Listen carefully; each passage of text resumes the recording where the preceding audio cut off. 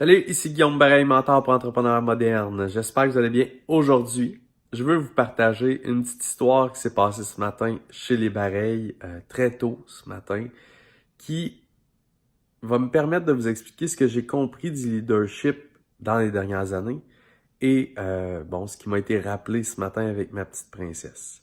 Je vous explique. J'essaie de joindre le 5 a.m. Club depuis quelques temps, c'est-à-dire me lever très tôt.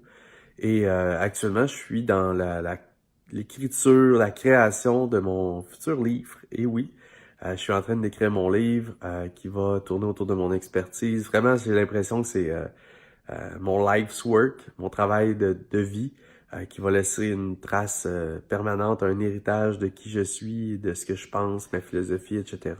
Et c'est vraiment excitant. Et j'essaie de me lever très tôt le matin pour travailler sur mon livre de plus en plus. Et moi, j'ai une grande princesse de 8 ans qui adore écrire, qui adore... dans le fond, elle veut être auteure et illustratrice plus tard. Et ce matin, elle m'a entendu me lever et elle s'est levée avec moi. Et là, elle a commencé à me poser des questions sur... je fais des modèles, des frameworks, des dessins, si on veut, pour mon livre, pour vraiment bien modéliser mon expertise. Puis là, elle a commencé à vraiment me poser beaucoup de questions, plus qu'à l'habitude, sur c'est quoi ces dessins-là, qu'est-ce que ça veut dire, qu'est-ce que tu veux expliquer, papa, et tout. Et elle m'a vu finalement être à la table de cuisine très tôt ce matin en train de travailler mon livre.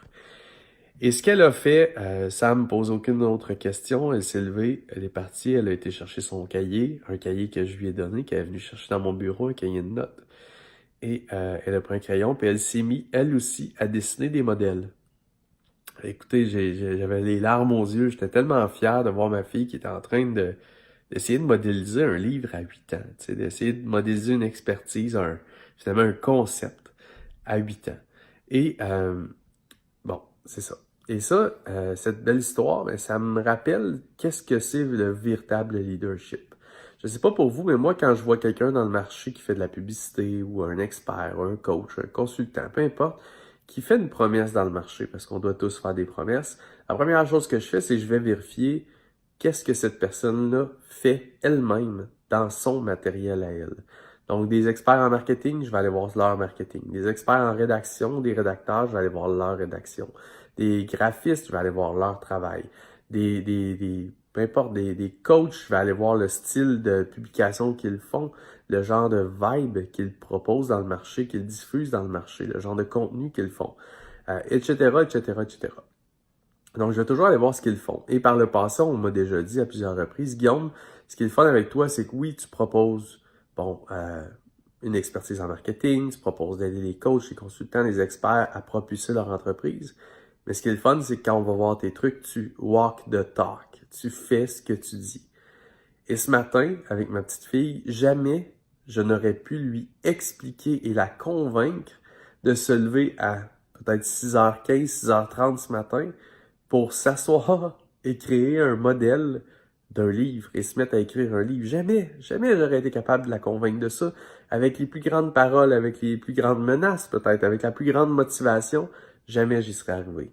Mais en me levant, en m'assoyant à table, en me mettant à écrire, elle a naturellement voulu le faire par elle-même parce qu'elle m'a vu faire.